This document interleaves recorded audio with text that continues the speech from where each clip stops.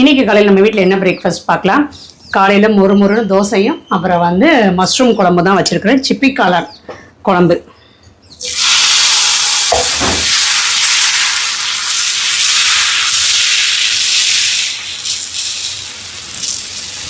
அவ்வளோதான், நல்லா ரோஸ்ட்டாக ஊற்றிட்டு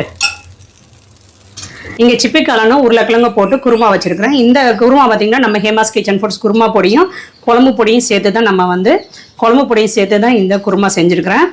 குருமா பொடி டேஸ்ட்டு சூப்பராக இருக்கும். இந்த இட்லி, தோசை, பூரி, சப்பாத்தி எல்லாத்துக்குமே ரொம்ப நல்லாயிருக்கும். தோசை மூடல்.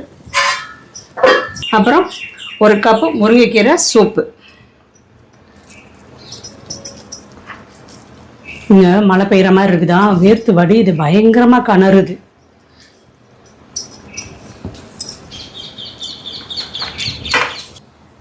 செம்ம டேஸ்ட்டாக இருக்குது. இந்த குருமாவுக்கு பார்த்தீங்கன்னா நீங்கள் வந்து காளான் வச்சு செய்யலாம், பன்னீர் வச்சு செய்யலாம், அப்புறம் வந்து உருளைக்கிழங்கு காயெல்லாம் சேர்த்து கூட நம்ம வந்து குருமா செய்யலாம், நல்லாயிருக்கும். சிக்கன் குருமாவுக்கு இல்லை மட்டன் குருமா கூட இதை வச்சு நீங்கள் செய்யலாம். இந்த குருமா பொடி வந்து நம்ம ஹேமாஸ் தோசை பாரு வெந்துட்டு தான் இருக்குது. இந்த குருமா நம்ம ஹேமாஸ் கிச்சன் ஃபுட்ஸில் இருந்து தேவைப்படுறவங்க வெப்சைட்லேயும் ஆர்டர் பண்ணிக்கலாம், இல்லைன்னா வாட்ஸ்அப்லேயும் ஆர்டர் பண்ணிக்கலாம். தேங்க்யூ. கலர் பாருங்களேன், குருமா கலரே சூப்பராக இருக்குது. இதுக்கு இந்த வாரம் சண்டே காய் வாங்க போகும்போது ரொம்ப நாளுக்கு அப்புறம் நான் சிப்பி காளான் பார்த்தேன். சரி, நார்மலாக பட்டன் மஷ்ரூம் வாங்குறதுக்கு இந்த காளான் வச்சு செஞ்சால் நல்லாயிருக்குமேனு வாங்கினேன்.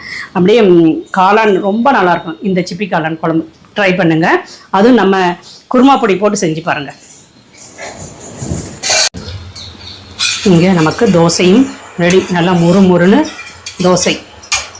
காலையில் சுட சுட தோசையும் குருமாவும் ரெடி. ட்ரை பண்ணுங்கள். பை.